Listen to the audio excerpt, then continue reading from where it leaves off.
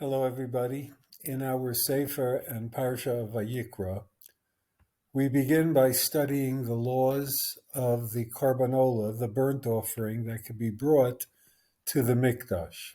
And there were various options that were available. So the Torah discusses first if a person brought mina bakar, if he brought from his cattle. And after bringing the laws, the Torah says, if done properly, of course, Olahu ishereach nichoach lashem. This will be a beautifully accepted karban to HaKadosh Baruch Hu. Ve'im min hatzon, and then there is the option of having brought not from cattle, but from the flock, from sheep. And there too, after the laws, we are told it is an ola isherech nichoach l'Hashem, perfectly acceptable to Hashem. And then finally we come to another option, which will be if in fact it's brought min ha'of, from the fowl. And once again, the Torah tells us this will be acceptable, no problem. Now, the Gemara in Masechet Menachot, final Mishnah of the tractate, raises a question. If it says by all three options, the very expensive cattle, the not as expensive flock, and the cheaper option of fowl, in all those cases we're told the same thing, Ishei reach nichoach l'Hashem. Do you know what we learn from this, says the Mishnah? Echad hamarbe, ve'echad hamam'it, uvilvad sheyichabein libo l'shamayim. The way this is typically understood, whether you expended more or you expended less, as long as your kavana is l'shem shamayim, the karbanot will be equally acceptable. That's a common way of understanding the Mishnah's intent.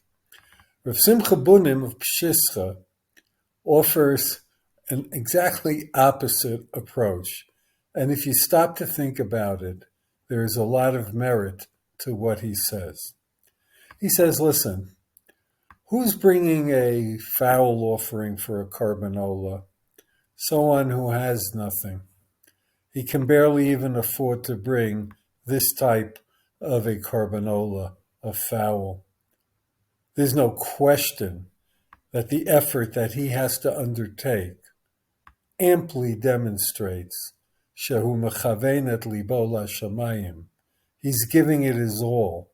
He's doing whatever he can in order to fulfill his obligation or his intention to bring a karban ola. So what are we talking about here? The chiddush is not, well, if you didn't spend so much, it counts all the same if your heart was in the right place.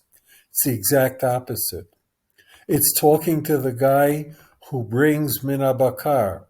He's got money and he'll spend it freely. But it's not always self-evident that his largesse is motivated by shem shamayim intentions. Sometimes he wants to show off. See, look what I can afford. Look how I've made it. And therefore, says Rav Simcha Bunim, the Mishnah is saying whether you bring less, and even if you bring more, only if you're mechaven l'shem shamayim will it be acceptable to HaKadosh Baruch Hu. And once you're mechaven l'shem shamayim, it's all the same to him. I think about this because while we don't have the schus to bring korbanos today, we often find people who are very showy in their apparent avodas Hashem. And perhaps sometimes it's not really that they're doing it l'shem shamayim as much as to impress other people, to impress themselves, to make a statement. At the end of the day, all of our mitzvot and all of our masim tovim are bilvad sheyichaven et libo l'shem shamayim.